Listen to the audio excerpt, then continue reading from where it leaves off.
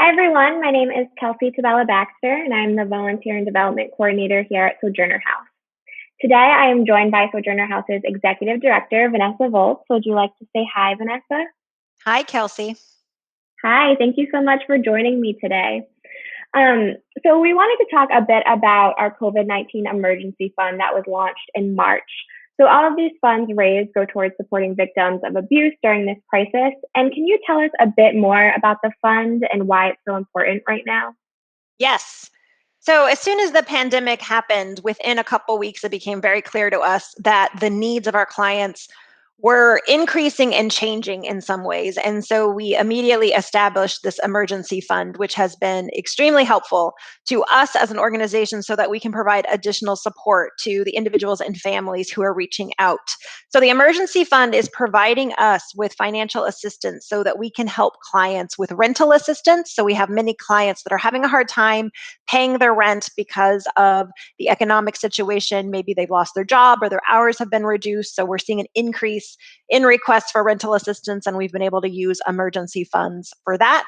We're also having more clients reach out to us for help with basic needs. They need assistance with food, with cleaning supplies, with items that, again, because of their economic situation, are difficult for them to secure on their own. So the emergency funds, they provide us with unrestricted money that we can use to really help fill the gaps for our clients. Awesome. So, can you talk a little bit about the challenges that COVID-19 has brought upon Sojourner House? So there have been a lot of challenges. We are a human services agency.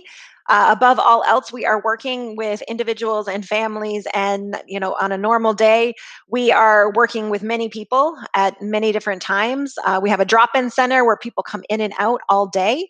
So there have been many challenges due to the pandemic. We did have to close the drop-in center to the public for the health and safety of our community and for our staff members. So we've had to move a lot of our programs remotely. However, we've gotten really creative about how to still be available to our clients and to prospective clients who might need our help during this time. So we are still answering our hotline. We've actually increased the coverage of our emergency hotline. So we now have a live advocate answering it 24 hours a day, 7 days a week.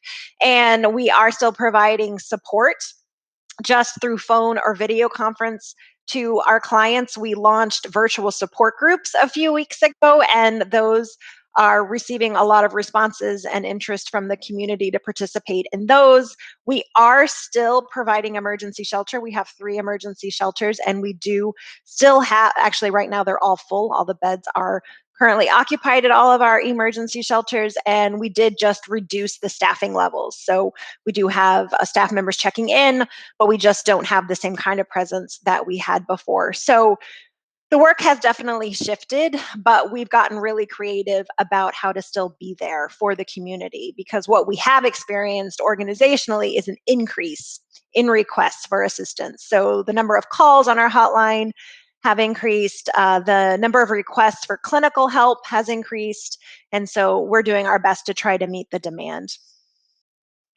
And so I know that we're going on almost 2 months of being working remotely and having to shift the way that we work. And so even when we might be able to get back to what we used to do, can you talk a little bit about some of the long lasting impacts that COVID-19 has put on Sojourner House?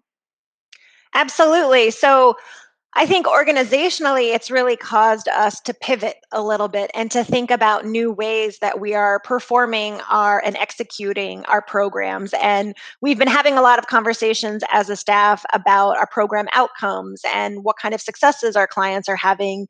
And we think COVID-19 has really been an opportunity for us to examine the kind of work that we're doing and what kind of outcomes we're having in the community. So I think moving forward, that is definitely going to positively impact the work that we're doing. It's given us time to kind of evaluate what's working and what's not working. And one thing that I've really been trying to communicate throughout this whole pandemic is that domestic and sexual violence existed before COVID-19.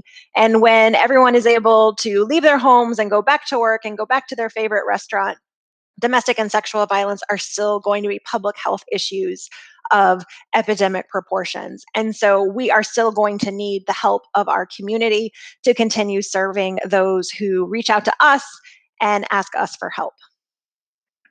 Well, Vanessa, thank you so much for taking the time to speak with me today. This fund is helping so many victims, and Sojourner House is doing really great work.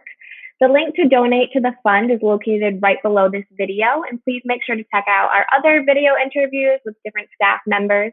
We would also like to say a special thank you to all of our gracious sponsors who will also be listed below. Thank you so much for your ongoing support of victims of abuse, and we look forward to seeing you all soon. We hope you are staying well.